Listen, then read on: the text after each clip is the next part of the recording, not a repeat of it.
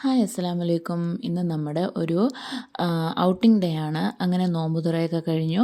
ഇക്ക ഡ്യൂട്ടിന് കഴിഞ്ഞ് വന്നാൽ പിന്നെ മോനിങ്ങനെ ഒരു ചെറിയൊരു സവാരി ഉള്ളതാണ്. അത് ഏറ്റവും അവനിഷ്ടമുള്ളൊരു കാര്യമാണ്. അങ്ങനെ കുറച്ച് നേരം കളിയും കാര്യങ്ങളൊക്കെ കഴിഞ്ഞിട്ട് ഞങ്ങൾ നേരെ പുറത്തോട്ട് പോയി.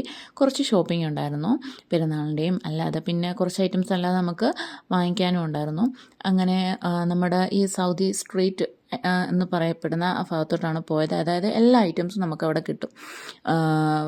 ഫുഡാണെങ്കിലും സ്റ്റാൾ കണക്കായിരുന്നു. അതായത് ഫർദ ഐറ്റംസ് എല്ലാം എല്ലാം ഒരു കുടക്കീഴി എന്ന് പറയത്തില്ലേ, അതുപോലെ എല്ലാം ഉണ്ടായിരുന്നു.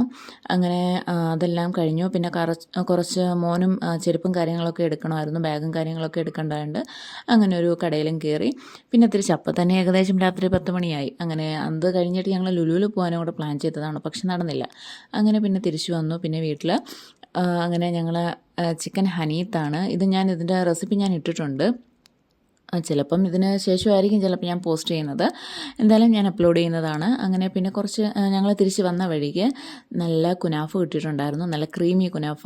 അങ്ങനെ അതും കഴിച്ചു. അങ്ങനെ പിറ്റേ ദിവസം പിന്നെ അടുത്ത ഞങ്ങൾ ലുലുവിലോട്ട് പോയി. ലുലുവിൽ നിന്നാണ്ട് ഞങ്ങൾ പോയപ്പം നല്ല റോഡിലൊക്കെ നല്ല ഈദിൻ്റെയൊക്കെ ഡെക്കറേഷൻസും കാര്യങ്ങളൊക്കെ അങ്ങ് വരെ ഫുൾ നല്ല രസമുണ്ടായിരുന്നു കാണാൻ വേണ്ടിയിട്ട് ലൈവായിട്ട്. അങ്ങനെ ബാക്കി അവിടെ നിന്നും കുറച്ച് സാധനങ്ങളും ഇപ്പം ഈദിൻ്റെയൊക്കെ ഓഫർ ഉണ്ടായിരുന്നു. അങ്ങനെ ഓഫർ ഉള്ള സമയത്തും കുറച്ച് സാധനങ്ങളൊക്കെ എടുക്കാമെന്ന് വെച്ചു. അതുമാത്രമല്ല നമ്മുടെ പെരുന്നാളിനും അടുപ്പിച്ചായി. ഇന്നിപ്പം ഞാൻ വീഡിയോ എഡിറ്റ് ചെയ്യുന്ന സമയത്ത് ഇന്ന് ഞങ്ങൾക്ക് പെരുന്നാളായിരുന്നു. അങ്ങനെ അതിന് വേണ്ടിയിട്ടുള്ള മട്ടനും കാര്യങ്ങളും ഇറച്ചിയൊക്കെ വാങ്ങിക്കണമായിരുന്നു.